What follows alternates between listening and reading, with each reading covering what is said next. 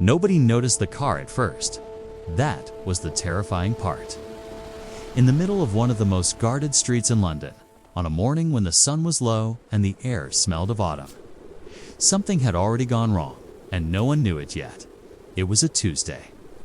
One of those ordinary Tuesdays where the world moves on schedule. The birds were on the palace ledges. The tourists had their cameras ready. The flags above Buckingham Palace snapped gently in the wind. Everything looked exactly as it always did, and that was the danger. Because sometimes the worst moments arrive dressed as normal ones. James Harlow had been a royal guard for 11 years. He was 34 years old, broad-shouldered, with sharp eyes that had learned to watch everything at once. He stood at his post just outside the palace gates that morning, spine straight, face forward, the way he had stood 1,000 times before. But James was different from most guards. He didn't just see the crowd. He read it. He noticed the couple arguing quietly near the iron fence. He noticed the tourist who held his phone too still, like he wasn't really filming, just pretending. He noticed the old woman, feeding pigeons, who had been there every Tuesday for 3 years. He noticed everything. That habit had started after a close call in his 3rd year on the job, a suspicious bag left near the south gate. It turned out to be a forgotten camera case. But the 2 minutes before, the bomb squad confirmed that had changed James forever. After that, his eyes never really rested. If you're new here and you love true stories like this, stories about ordinary people doing extraordinary things, hit subscribe. There are more stories like this one waiting for you. That morning, King Charles III was scheduled to depart for a private engagement. A quiet one. Not a public parade or ceremony, just a short ride across the city in the royal motorcade. The kind of trip that happened often enough that the security team had their own rhythm for it. Vehicles checked. Routes confirmed. Backup plans in place. James wasn't part of the motorcade team that day. His post was stationary. He stood at the main gate and watched the courtyard. Simple enough. He had done it hundreds of times at 9:42 in the morning. The king's car moved slowly out from the inner courtyard, a deep, polished black vehicle. Quiet engine. Tinted windows, flanked by 2 motorcycles ahead and 1 vehicle behind. James watched it pass. He gave a small nod. The way guards do, professional, measured. And then something made him look to the left. Not a sound. Not a shout. Just a feeling. The kind that doesn't have a name but lives somewhere behind your eyes, trained into you by years of watching the world too carefully. He looked left, toward the public road running alongside the palace perimeter, and what he saw made his blood go cold. A dark gray car, not part of the motorcade, not a security vehicle, not anything that was supposed to be there, was rolling. Not driving. Not accelerating. Just rolling, slowly at first, drifting forward like a ghost. As if the driver had disappeared from behind the wheel, it was heading directly toward the gate. Toward the king's car. James didn't think. He didn't have time to think. His body made the decision before his mind caught up. He moved, asterisk, asterisk. His boots hit the pavement hard. The sound echoed off the stone walls of the palace perimeter. A sharp, rhythmic crack, crack, crack, as James broke from his post and sprinted toward the rolling car. His ceremonial position didn't matter anymore. The protocol didn't matter. Everything trained into him over 11 years collapsed into a single, burning instinct: stop that car. The gray vehicle had picked up a little more speed now. Not fast, not yet, but enough. It was a silver-gray saloon, the kind you'd see parked outside any office building in London. Nothing special. Nothing threatening on the surface. But it was drifting at just the right angle, in just the right direction, to slide through the open gate and collide directly with the king's motorcade as it turned onto the main road. The motorcade had slowed slightly at the gate junction. Standard procedure. A brief pause before entering traffic. That pause was now a problem. James could see it playing out in his mind. Like a slow nightmare, the gray car rolling silently into the side of the royal vehicle. The crunch of metal, the chaos that would follow. At minimum, injury. At worst, he didn't let himself finish that thought. He was 30 meters away. Then 20. He was shouting now. A sharp command, stop. Stop the vehicle. His voice cutting through the morning air. Nearby tourists turned. A woman gasped. One of the motorcycle outriders ahead of the motorcade glanced back at the sound, but the car kept rolling. There was no driver. That was the thing that made it so deeply wrong. Through the windshield, James could see the front seat clearly empty. The driver's door was cracked open slightly, swinging with the movement of the car. Whatever had happened, a door opened, a handbrake failed. A moment of carelessness, the driver was not in that car anymore. Later, investigators would piece it together quickly. A delivery driver had parked on the slight incline of the side road, stepped out to check his phone, and failed to engage the handbrake properly. The car had begun to roll almost immediately, and by the time he realized, he was 10 feet behind it, running helplessly, unable to catch up. But James didn't know any of that yet. All he knew was that a driverless car was accelerating toward his. King. He reached the car's rear end just as it crossed the edge of the gate boundary. His hands hit the boot, the trunk, and he pushed. Every muscle in his back and legs fired at once. His shoes scraped across the pavement. He felt the weight of the car pushing back against him, indifferent, mechanical, unstoppable in the way that only dead weight can be. It slowed, just slightly, but in that moment, the motorcycle outrider had seen what was happening. He swung his bike in a sharp arc, blocking the path ahead of the rolling vehicle. Not a direct ram, just enough of an angle to redirect. The gray car scraped along the motorcycle's rear wheel guard, slowed dramatically, and came to a stop just 3 meters from the royal vehicle's rear bumper. 3 meters. James stood behind the stopped car. Chest heaving, hands still pressed flat against the boot. The metal was cold under his palms. Around him, the morning had erupted, shouting, radio static. Running feet. Tourists frozen with cameras still raised. The king's car hadn't moved. The driver inside had killed the engine the moment the outrider moved. It was over. The immediate danger had passed. But James didn't feel relief yet, because he was looking at the royal vehicle. And then he was looking at the cracked rear window on the gray car. And he was thinking about what he hadn't checked yet. What if this wasn't an accident? Asterisk security teams moved fast. Within 90 seconds of the car stopping, the area around the gate was locked down. 6 officers surrounded the gray vehicle. 2 more flanked the royal car. The motorcycle outrider, a young officer named Priya Desai, had already radioed in the incident code before James had even caught his breath. The king's motorcade was redirected. A backup route, one always held in reserve for situations exactly like this, was activated in under 2 minutes. The black car moved quietly away from the gate and disappeared into the side streets of the city. Calm returned to the outside world almost immediately. To the tourists pressing against the barriers, it had looked like a brief commotion, a guard sprinting, some vehicles shuffling, a bit of radio chatter. Some had filmed it. Most had no idea what they had actually witnessed inside the security perimeter. It was a different story. James stood near the stopped car, breathing steadily now, watching the officers work. His radio crackled with overlapping voices. A supervisor was already moving toward him, a tall woman named Commander Sharon Voss. 30 years in royal protection, a face that showed nothing she didn't choose to show. She looked at the gray car, then at James. "You left your post," she said. It wasn't an accusation. It was an observation delivered flat.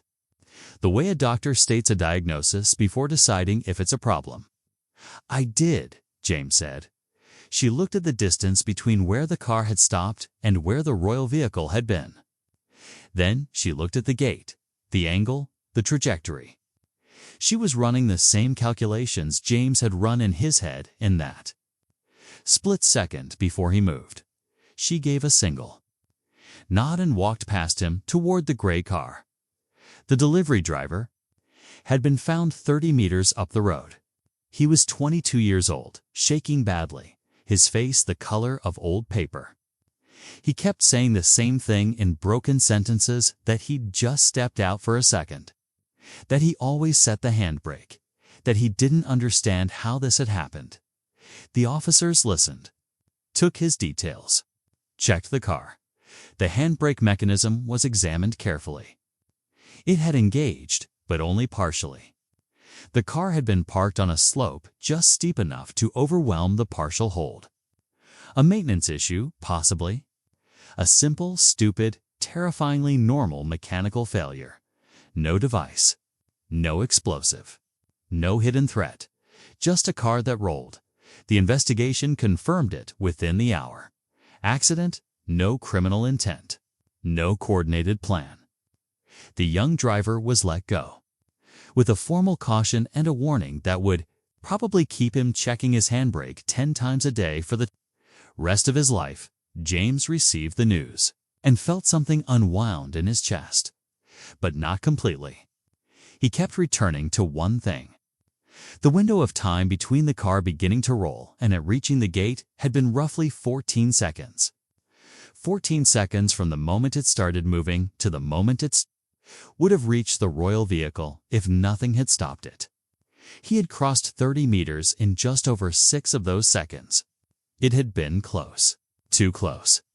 He went back to his post, stood straight, faced forward. The morning continued around him as if nothing had happened. New tourists arrived. Cameras clicked. The pigeons settled back on the palace ledges. But one person had noticed something that no tourist had captured on film. The delivery driver's car had a passenger. Asleep in the back seat, a child. Her name was Lily. She was 4 years old. And she had been asleep in her car seat since before the car had even stopped rolling. She hadn't felt a thing. She hadn't heard the shouting or the scrape of metal or the hard slap of a guard's hands against the boot of the car. She had simply slept through all of it, her small head tipped sideways against the padded headrest. Her fingers curled loosely around a stuffed rabbit. When officers opened the rear door and found her, she blinked up at them with the calm confusion of a child who doesn't yet understand that the world can be dangerous. "Where's my daddy?" She asked her father. The delivery driver, whose name was Owen, was brought to the car immediately. He hadn't known she was in danger. He had looked away for 15 seconds at most. He had been certain the car was properly parked, and the sight of his daughter sitting there, untouched, unaware, still holding her rabbit, broke something open in him that had nothing to do with logic or relief. He pressed his face into her hair and didn't speak for a long time. "Commander." Boss watched from a short distance. She had seen many things in 30 years. Protests that turned violent. Suspicious packages. Threats that came to nothing and threats that didn't. She had managed crisis with perfect composure and gone home. Afterward, to sit quietly in her car before she could walk through her front door. But something about this, a 4-year-old girl asleep in the back seat of a runaway car outside Buckingham Palace, settled into her. Differently, she found James at his post 20 minutes later. "The child's fine," she said. James didn't say anything. He just exhaled. "You didn't know she was in there," Voss continued. "It wasn't a question." "No," he said. "You ran anyway." He looked at her. "I saw where the car was heading." She studied him for a moment. "You could have called it in and waited for the outriders to respond." James was quiet for a second. There wasn't time for that. Boss nodded slowly. She didn't say anything more about it. But before she walked away, she paused and looked at him with an expression that had moved past professional into something quieter. 11 years, she said.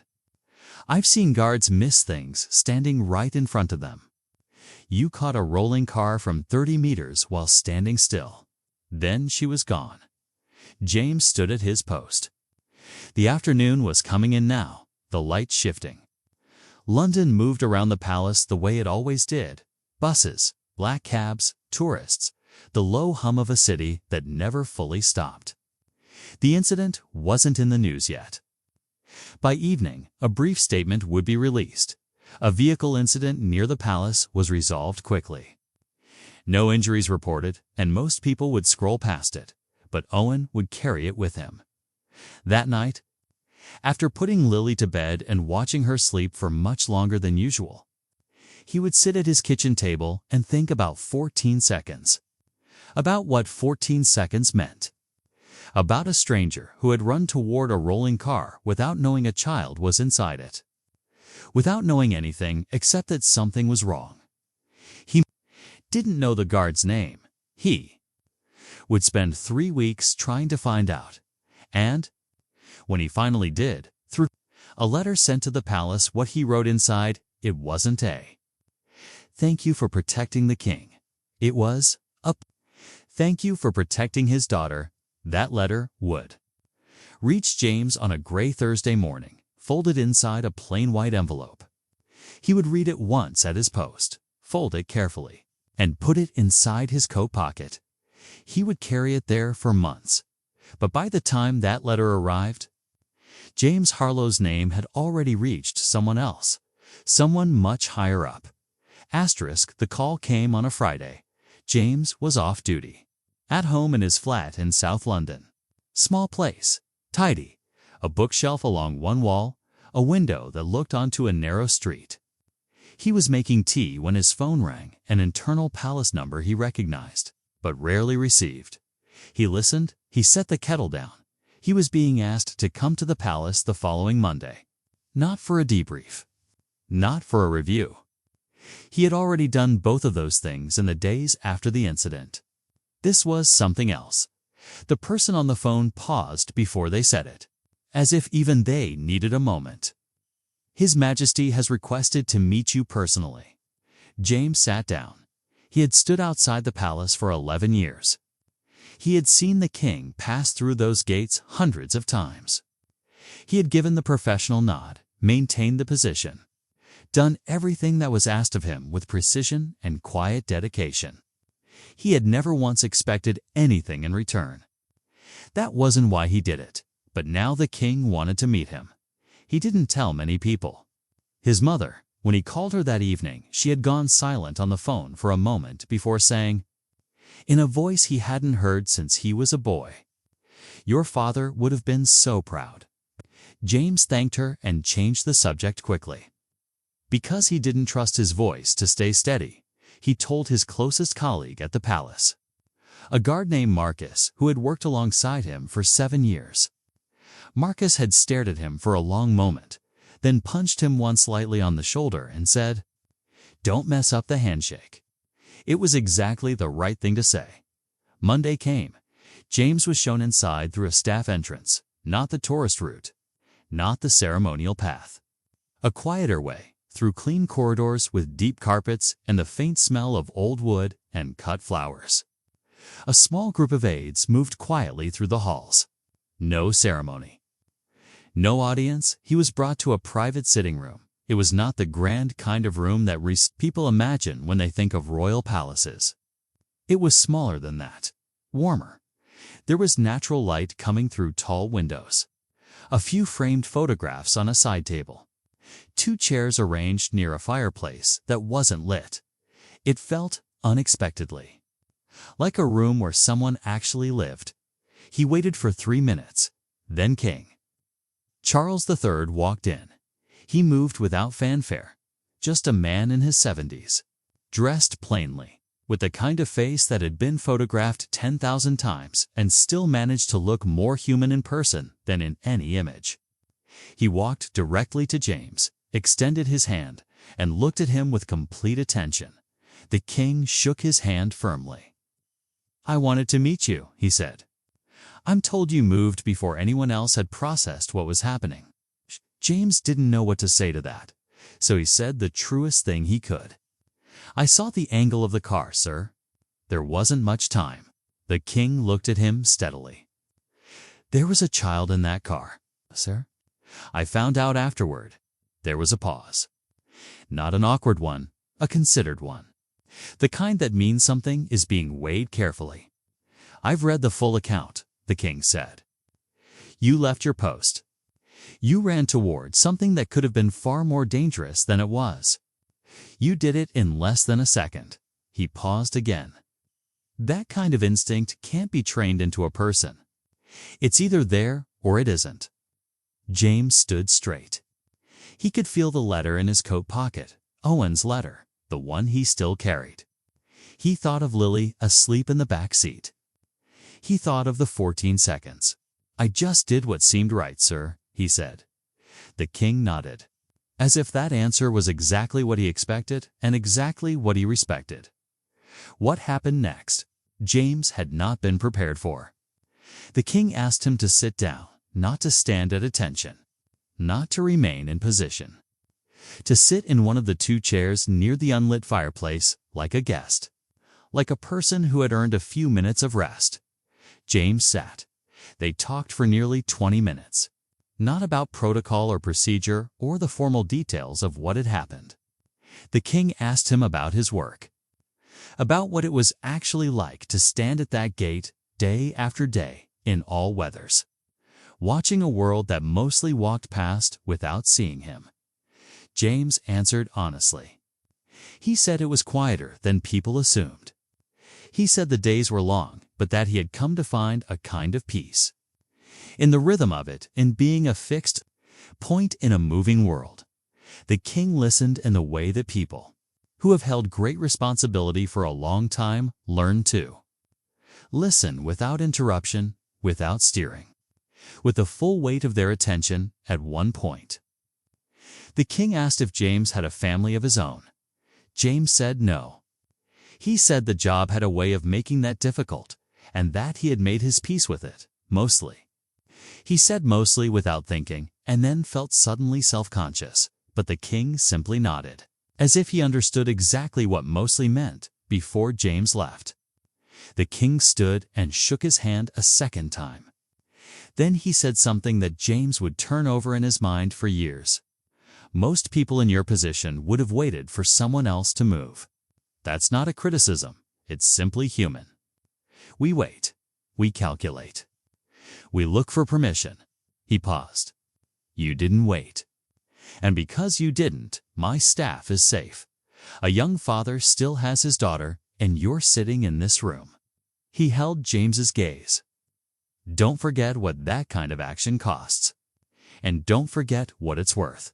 Then he was gone. An aide appeared quietly at the door to show James out.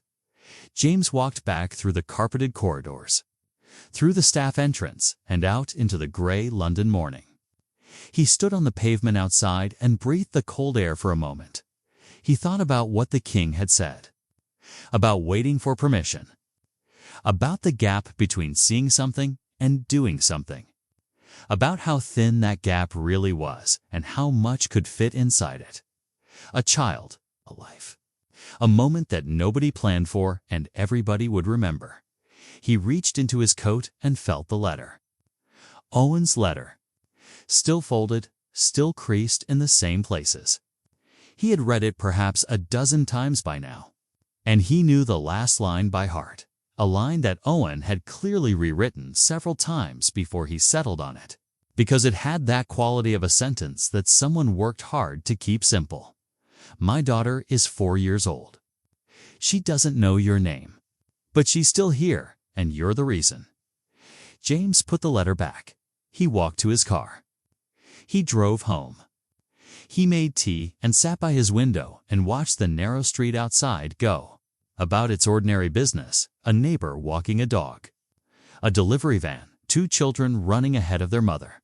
He watched it all, the way he always watched everything, not with fear, not with the heavy weight of imagined threat, but with the quiet, practiced attention of someone who knew that the moment before everything changes looks exactly like every other moment.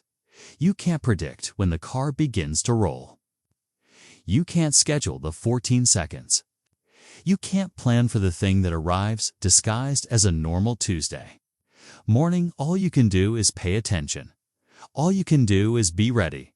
And when the moment comes, when it's already inside that single, silent breath before action, all you can do is move. James Harlow moved. That's the whole story. That's all of it. And somehow, that's everything.